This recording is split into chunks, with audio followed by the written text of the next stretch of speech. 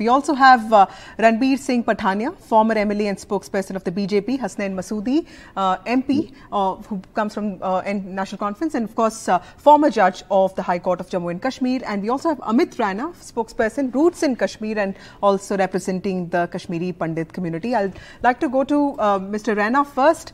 Mr. Raina, today the Home Minister spoke extensively about the exodus that remains, an episode of shame in this country because there's so much that Kashmiri Pandit community has gone through with the violence. He said that today's amendments will ensure that the community has a voice in the assembly so that something like this never happens in future. How do you see this move, sir?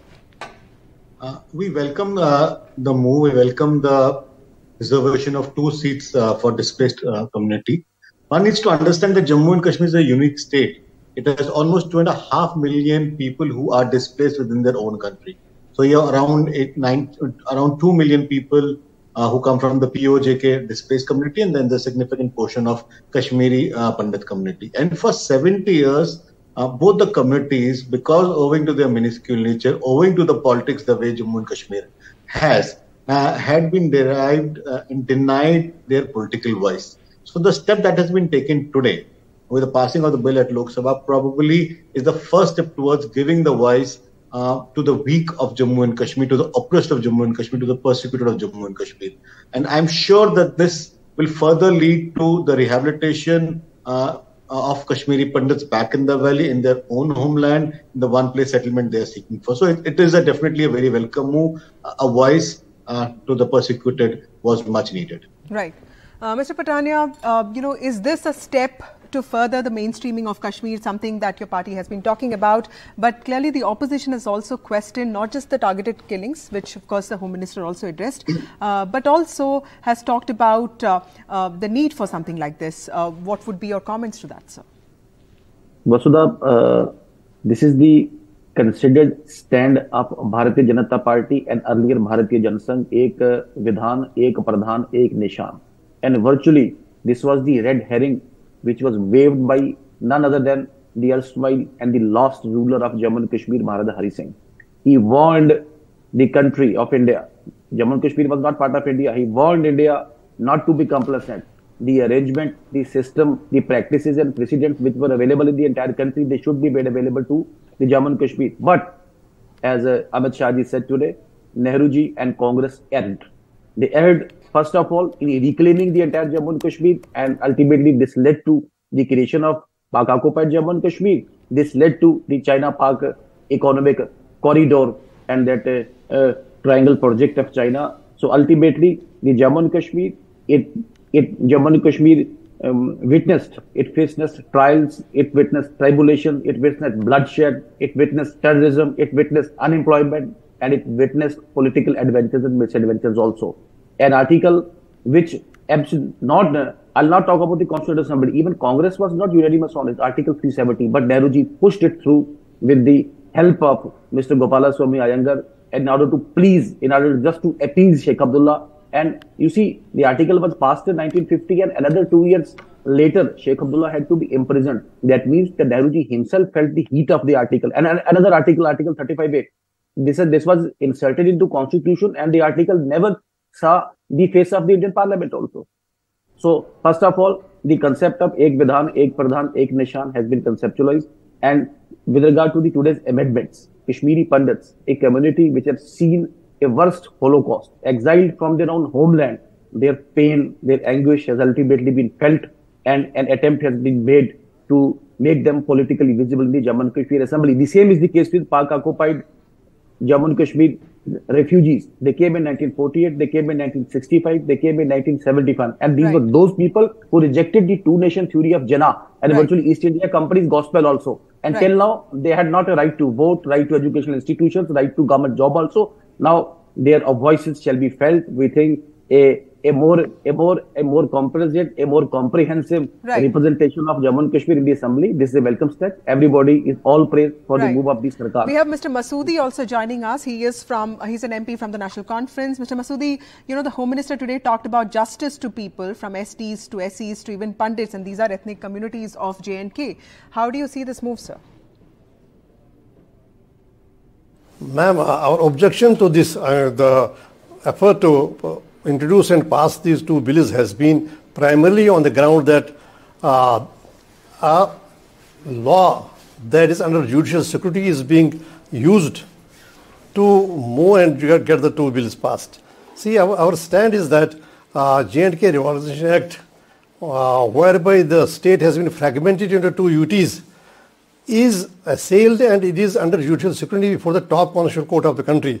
The constitutional morality and constitutional propriety demands that a law that is under judicial scrutiny should not be implemented or should not be used to just make an amendment or to make introduce a legislation. See, that was primarily our objection, because you know that even if there has, when we approached the Supreme Court, we did ask for that the law be stayed. But the observation made by the Supreme Court was, since it is formally referred to the constitutional bench, so the court has all the power to undo whatever, if anything is done to implement the order that is under judicial scrutiny. That was the first objection. Second objection, you just please go to the first bill. First bill is Amendment to J&K Reservation Act 2004. You remember that, kindly recall that 5th August 2019 decisions were marketed on the mistruth that, there was no provision made for weaker sections, no provision made for backward segments of the society and to empower these segments. But the very effort, today's bill belies the stand, belies the mistruth on which it was marketed, the 5th August 2019 decisions. Now here is a bill that has been enacted by the state legislature that provided for reservation to STs, SCs, weaker sections, ALC people who are actual line of control, and other segments, socially and educationally backward segments of the society. Now what does this bill achieve? This bill merely repacks whatever has been already done by the state legislature and now gives it a label of OBC. So that apart, the bill is being made. Why should Parliament use its power to amend a bill that has been passed by the state legislature? That is our objection. The bill is being passed by in exercise of powers under Reorganization Act that, as I earlier said, is under judicial scrutiny. Now let us go to the other bill. Other bill is again in exercise of the powers, by exercise of the powers under Reorganization Act that we said that I already point out is under judicial scrutiny and should not be employed or should not be used to get an amendment made. Now, another objection is that the power is being given to the LG to make the nomination. Mr. Pathania, would you like to respond to Mr. Masoodi's comment? Like because clearly, very simple one-liner, very simple one-liner. I fail to understand. No, we also see the opposition raising the principle of equal representation, because if you see the Delimitation Commission report, clearly we know what 6 of the 7 new seats in Jammu. So there are some concerns that the opposition has raised. Would you like to respond to that and, of course, Mr. Masoodi's argument? I'll respond to that, Vasudha, with regard to the various two objections which have been leveled by a learned legal luminary and who had been a High Court judge also. First of all, regarding provision of nomination to Kashmiri Pandit, I fail to understand what hatred, what rancor and what ill will you have towards. First of all, you sat like a Nero fiddling and the worst exodus of a community from their homeland occurred. You were as good as a Nero. You played and you walked and strolled in the streets of London, your leader Dr. Farooq Abdullah. And now you have the face of saying that objecting the nomination to the Legislative Assembly. Okay, Mr. Raina, what about your comments? I think he's from the community. Let him also respond. Secondly, one line. Yes. Pak occupied Jammu and Kashmir refugees also. They are also facing the brunt. No right to vote, no right to have immovable property, no right to have government service also. But they have been provided reservation, they have been provided the route of nomination. Why do they hate them? And secondly, with regard to the OBC, very, very specific one error on it. Yes. The term OBC is a constitutional term.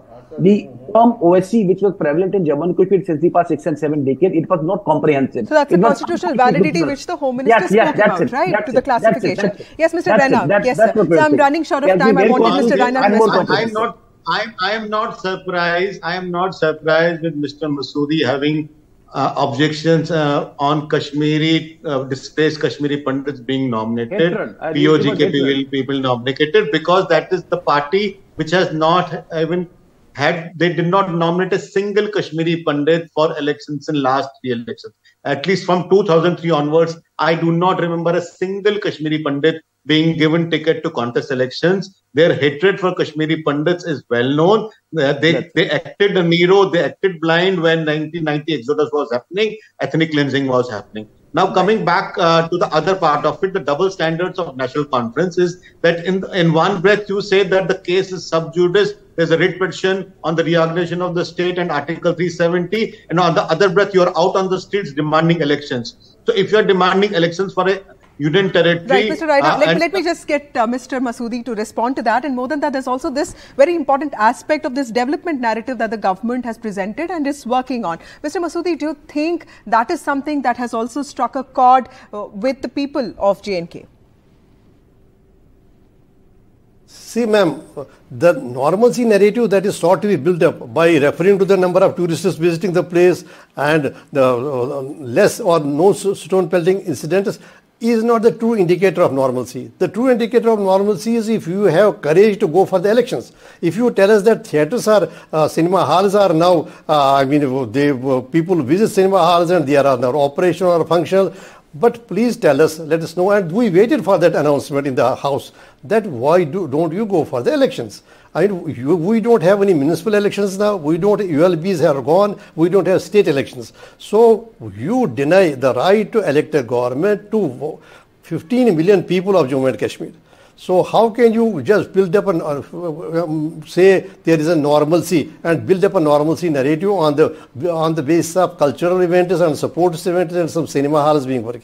And second is that, let us assume for a while that you say that there are no stone pelting incidents, but you don't give other half of the story. You don't say what is the number of people who have been put behind bars under Public Safety Act. And we have now under trials who are detained, who are lodged in jails outside the state. What is the number of those under trials? Okay, Mr. Masoodi, thank you so much for joining us. Also, Mr. Raina and Mr. Pathania for joining us. That was our panel on this big move that the government has brought about with the passing of the Reorganisation Amendment Bill, which reserves seats for the SESTs in J&K. That was all the time that we have for you in this bulletin. Keep watching NDTV for more news and updates.